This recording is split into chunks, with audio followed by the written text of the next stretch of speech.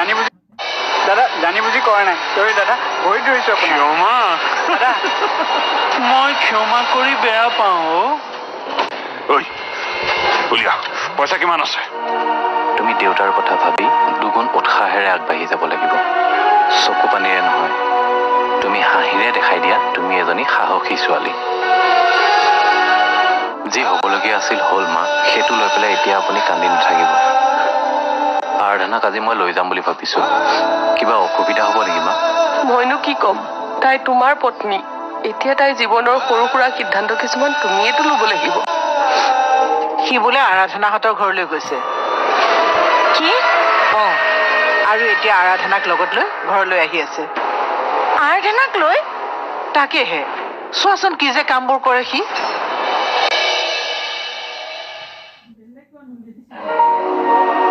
মা ভিনদেউ আহিছিল আহিছিল মাজনীক লৈ গ'ল তোমালোকে ভিনদেউক একো নকলা নাই নকলো ভিনদেউহঁতৰ ঘৰৰ মানুহবোৰৰ চৰিত্ৰৰ কথা সেইবোৰ এতিয়া কৈ কি হ'ব কচোন এতিয়া ক'লে জানো দেউতাৰ ঘূৰাই আকৌ পাম কেতিয়াও নাপাওঁ ন কোনো কাৰণতে দেউতাৰ আৰু ঘূৰাই নাপাওঁ সেইকাৰণে মই একো নকলো কিন্তু মা চাহ ভিকু সিহঁতৰ বিয়া হোৱাৰ বেছি দিন হোৱা নাই এইবোৰ কথাই তাইৰ সংসাৰখনত আউল লগাই বুলি মোৰ বৰ ভয় লাগে যোৱা মানুহটোতো গ'লেই এতিয়া থকা মানুহখিনি শান্তিত থাকক তোৰ মনৰ ভাৱ মই বুজিছো পিকু ৰাজক যদি এইবোৰ কথা ক'বলৈ যাওঁ তাৰ ঘৰৰ মানুহৰ কাৰণে আমি আজি এইটো দিন দেখিব লগা হৈছে ৰাজে সেয়া তাক অপমান কৰা বুলি ভাবিব পাৰে আৰু সেই অপমানৰ বাবে যদি মাজনীৰ প্ৰতি তাৰ মনত বেয়া ভাৱ জন্ম হয় তেতিয়া ইহঁতৰ সংসাৰখনত সুখ শান্তি একো নাথাকিব আৰু সেইটো মই হ'ব দিব নোৱাৰো মা কি ভাবি আছা নাই একো ভাবা নাই তই বহ মোৰ অলপ কাম আছে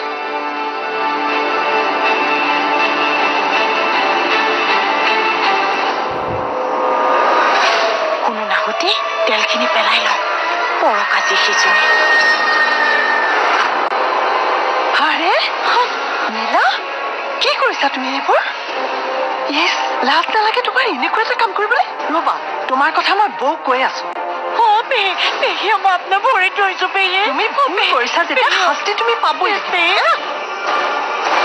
আৰাধনা তোমাৰ সৰু ভনীৰ দৰে তাতে এইখন ঘৰতে সৰু বোৱাৰী এনেকুৱা এটা কাম কৰাৰ আগে আগে তোমাৰ পৰা অকণমানো বেয়া নালাগিল নে মই মানে মনে মনে থাকা তুমি তোমাৰ এটা কথাও মই নুশুনো আৰু দেই চৌধুৰী পৰিয়ালে গাখীৰ খুৱাই খুৱাই সাপ পুহিছে আৰু সেই বিষাক্ত সাপডাল তুমি দিয়া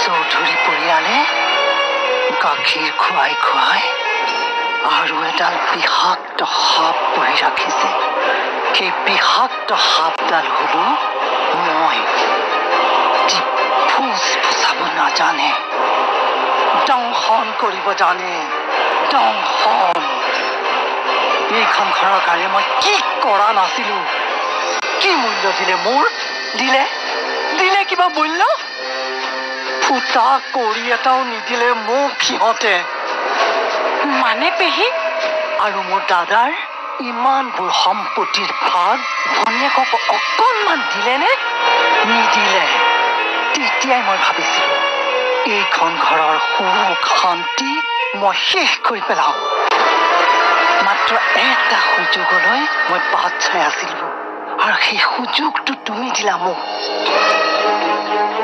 এটা ফোন কৰি নিমন্ত্ৰণ কৰি তুমি মোক সেই সুযোগটো দি দিলা এইখন ঘৰত প্ৰৱেশ কৰিয়ে মই মোৰ ষড়যন্ত্ৰৰ জালখন পেলাই দিলো কেনেকে পেলালো জানা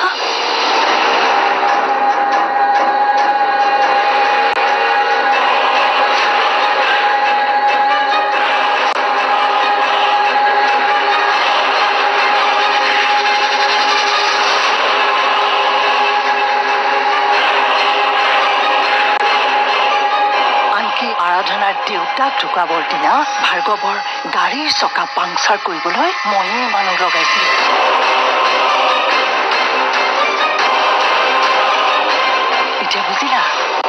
ষড়যন্ত্ৰৰ নায়িকা কোন? অ' মাই গড! মই যিবোৰ কাম কৰিছিলো আৰাধনাত এইখন ঘৰৰ মানুহৰ ওচৰত হেয় প্ৰতিপন্ন কৰিবলৈ কৰিছিলো। আৰু তোমাৰ উদ্দেশ্যও সেই একেটাই।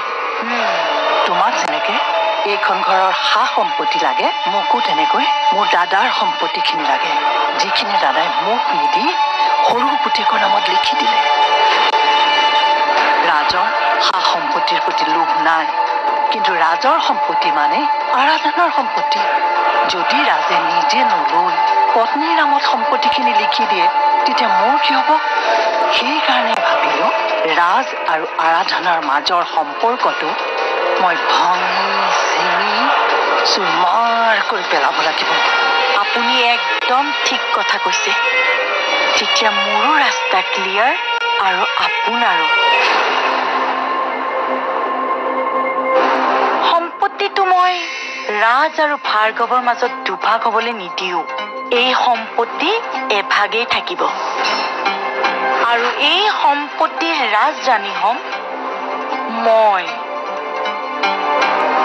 আৰু আপুনি হ'ব মোৰ স্বৰ্গীয় শহুৰে ৰাজৰ নামত লিখি থৈ যোৱা সম্পত্তিৰ একছত্ৰী সম্ৰাট। যিহেতুকে আপোনাৰ আৰু মোৰ লক্ষ্য একেই, আমি কামবোৰ একেলগে কৰাই ভাল হ'ব নে কি কয়? একদম ঠিক কৈছা। তেতিয়া আমাৰ লক্ষ্যত আমি উপনীত হ'ব পাৰিম। আৰাধনাক এবাৰ এইখন ঘৰৰ পৰা উলিয়াই দিয়াৰ পিছত তাইৰ কাৰণে আৰু এইখন ঘৰৰ দুৱাৰ বন্ধ হৈ যাব। একদম ঠিক কথা কৈ আছা তুমি। তেতিয়াহ'লে দিয়ক হাত।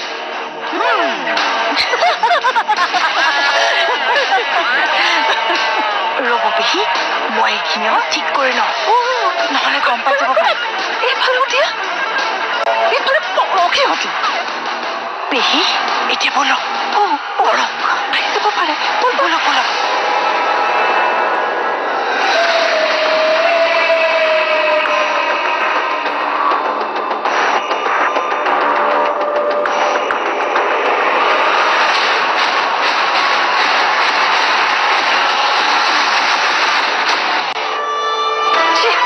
ইজনী নপৰিলেই নহয়, পৰি পেলাই তাইৰ একেবাৰে হাড় মোৰ গুৰি হৈ যোৱা হ'লে বৰ ভাল পালোহেঁতেন। অন্তত তাইক চকুৰ আগত দেখি নাথাকিলোহেঁতেন। নপৰিলেই নহয় তাই। কি যে হৈ গ'ল মোৰ? জীৱনত কাৰো একো অন্যায় কৰা নাছিলো, কাৰো বেয়াও চিন্তা কৰা নাছিলো। তাৰপিছতো মোৰ লগতে কিয় এনেকুৱা হ'ল? কিয় ভগৱান, কিয় কৰিলা মোৰ লগত এনেকুৱা? কিয় কৰিলা?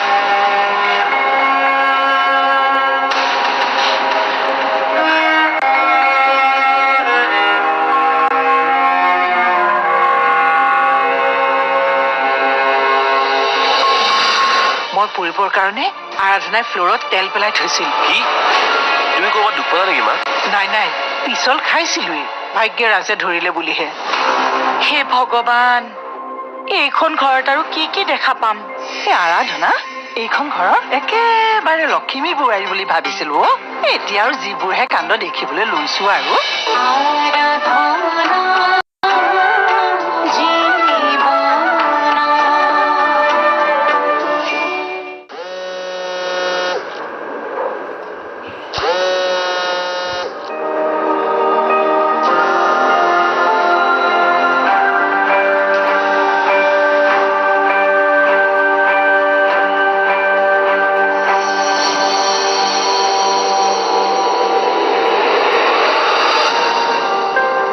ৰাজৰ ইমান ৰাতি কাৰ ফোন আহিল আৰু কি এনেকুৱা কথা পাতিব যাৰ কাৰণে সেই ৰুমৰ পৰা ওলাই যাব লগা হ'ল? কোনোবা স্পেচিয়েল মানুহৰে ফোন হ'ব, যিটো মই জনাতো সি বিচৰা নাই।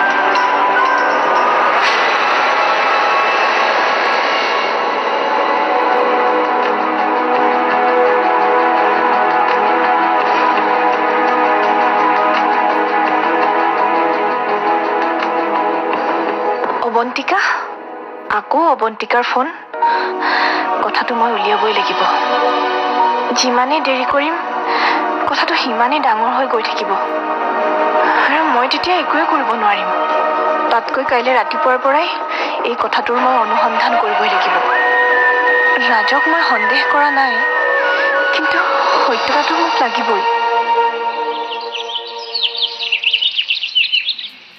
ৰাজ ৰাজ কি হ'ল ইমান দেৰিলৈকে শুই আছ যে অফিচলৈ নাযাওঁ নেকি যাওঁ ওলাওঁ দিয়া আহ ভাৰ্গৱ তোৰ কাৰণে ডাইনিং টেবুলত ৰৈ আছে মা ভালকে ৰচোন মই ইয়াত কেনেকৈ পিছল খালো ভাগ্য ভাল তুমি যে পৰি নগলা আজি কি হ'লহেঁতেন ভাবাচোন কিন্তু কি মা তেল তেল এয়া চাচোন আৰাধনাই চাগৈ পেলাই থৈ গৈছে নহ'লে ইয়াত তেল কেনেকৈ পৰিব আৰাধনাই আকৌ তেনেকুৱা কাম কিয় কৰিব মা কৰিবও পাৰে ৰাতিপুৱাই মই তোক জগাবলৈ আহোঁ বুলি জানে যে সেইকাৰণে কৰিছে চাগে তাই মা এইবোৰ আকৌ তুমি কি কৈছা ঠিকেই কৈছো তাই তেনেকুৱাই গতিকে তাইক সিমানো চকু মুদি বিশ্বাস নকৰিবি জাগি শুবি বাচি খাবি এতিয়া গাটো ধুই সোনকালে আহ মায়ে এনে কথা নকয় জানি বুজিয়ে কয় কথাটো সঁচাও হ'ব পাৰে নীলা এইমাত্ৰ বৰ ডাঙৰ কাণ্ড এটা হ'ল নহয় কি মা মই পৰিবৰ কাৰণে আৰাধনাই ফ্ল'ৰত তেল পেলাই থৈছিল কি তুমি ক'ৰবাত দুখ পালা নেকি মা নাই নাই পিছল খাইছিলোৱেই ভাগ্যে ৰাজে ধৰিলে বুলিহে হে ভগৱান এইখন ঘৰত আৰু কি কি দেখা পাম এই আৰাধনা এইখন ঘৰৰ একেবাৰে লখিমী বোৱাৰী বুলি ভাবিছিলো এতিয়া আৰু যিবোৰহে কাণ্ড দেখিবলৈ লৈছো আৰু তাইৰ গাত একো লখিমী বোৱাৰী গুণ নাই তাইৰ গাত গোটেই ধ্বংসকাৰী বোৱাৰী গুণবোৰ আছে আচৰিত ৰাজৰ পচন্দ ইমান বেয়া হ'ব পাৰেনে পচন্দ নহয় প্ৰতিশ্ৰুতি বাপেকটোৱে যিটোহে জালত পেলাই ললে আইও বেচেৰা ৰাজটো সেই জালৰ পৰা ৰাস্তাই বিচাৰি নাপালে ওলাই আহিবলৈ সেয়া ৰাজ আহিছে ৰাজ তুমিও বহা খাই লোৱা ভোক লগা নাই ভোক লগা নাই ভোক নহয় মন যোৱা নাই মনটো বৰ এটা ভাল লাগি থকা নাই দাদা মই তলত ৰখি আছো আহিবি বেচেৰাটো এইজনীয়ে তাৰ একেবাৰে মনটো বেয়া কৰি পেলালে আৰু দেই ইমান দুখ দিছে কেনেকৈনো সি সুখ শান্তিত থাকিব বাৰু ভোক বেয়া নাইকিয়া হ'ল আৰু ল'ৰাটোৰ দেই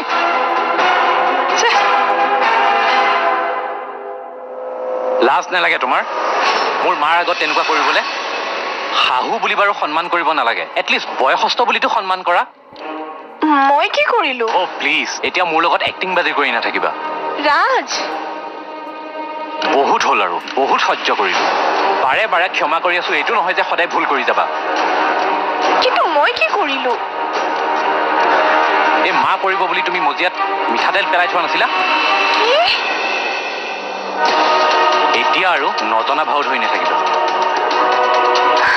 মই সঁচাকৈ একো নাজানো ৰাজ মই একো কৰা নাই তুমি নকৰিলে কোনে কৰিব তোমাৰ আৰু মোৰ বাহিৰে এই ৰুমটোত কোন আহে আৰু তেল পৰিছে ক'ত জানা আমাৰ দৰ্জাৰ সন্মুখত আৰু ঘটনাটো হৈছে আজি মানে তুমি অহাৰ পাছত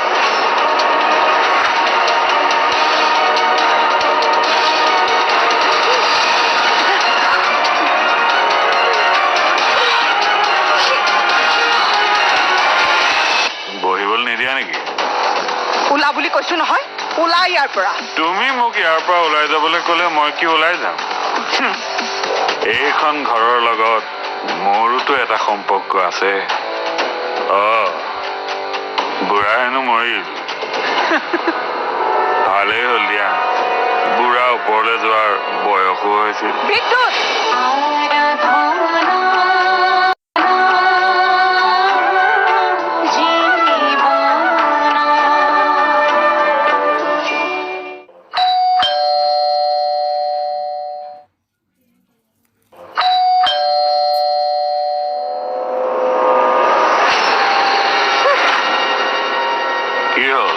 মোক দেখি তেনেকুৱা কৰিছা যে কিয় আহিছ ইয়ালৈ? তোমাক চাবলৈ। মোক চাবলৈ? কিয়? তোমাক মই নেচালে আৰু কোনে চাব? হাত নলগাবি মোক। কিয়? কিয় নলগাম? তুমি কেৱল মোৰ। মই তোমাক খুব ভাল পাওঁ। মই মৰম নকৰিলেতো তোমাক মৰম কৰোঁতা আন কোনো নাই। হা? কি হ'ল? বহিবলৈ নিদিয়া নেকি? ওলা বুলি কৈছো নহয়, ওলা ইয়াৰ পৰা। তুমি মোক ইয়াৰ পৰা ওলাই যাবলৈ ক'লে মই কি ওলাই যাম? এইখন ঘৰৰ লগত মোৰোতো এটা সম্পৰ্ক আছে। বুঢ়া হেনো মৰিল। ভালেই হ'ল দিয়া, বুঢ়া ওপৰলৈ যোৱাৰ বয়সো হৈছিল। বিদ্যুৎ! চিঞৰিবা, মই কিবা মিছা কথা কৈছো নেকি? বুঢ়াই মোক কম জ্বলোৱা নাই। মোৰ গালত মৰা বুঢ়াৰ সেই স্বৰটো মই আজিও পাহৰিব পৰা নাই। এতিয়া কেনে মজা। বুঢ়াও নাই মানে তোমাৰ মৰমৰ ভিনীহিয়ে। আৰু তোমাৰ সেই বিধৱা বায়েৰজনীনো তোমাক কি প্ৰটেক্ট কৰিব গীতালি? এতিয়া কি কৰিবা? কোনে বচাব তোমাক মোৰ পৰা? বৰ বেয়া লাগে বুজিছা, বৰ বেয়া লাগে। বাইদেউ বিধৱা হল বুলি দুৰ্বল বুলি নাভাবিবি, আৰু মোকতো একেবাৰে নাভাবিবি। কপালত সেন্দুৰ নোহোৱা নাৰী দুৰ্বলী হয়। বাইদেউৰ কপালত সেন্দুৰ নাই সঁচা, কিন্তু বাইদেউৰ নিজৰ স্বামীৰ আশীৰ্বাদ আছে। মোৰ কপালতো সেন্দুৰ নাই, কিন্তু তোৰ নিচিনা পাখণ্ড এটা শাস্তি দিবলৈ মোৰ সাহস আছে। ওলা বুলি কৈছো নহয়।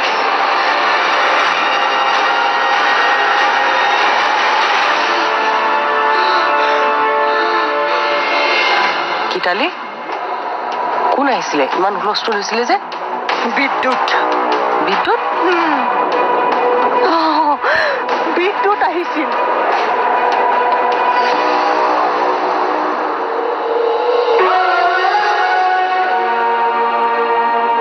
এটা প্ৰতিশ্ৰুতিৰ পৰা আমাৰ সম্পৰ্কটো আৰম্ভ হ'ল। সেয়া আছিল তোমাক বিয়া পাতিম বুলি দেউতাক দিয়া প্ৰতিশ্ৰুতি।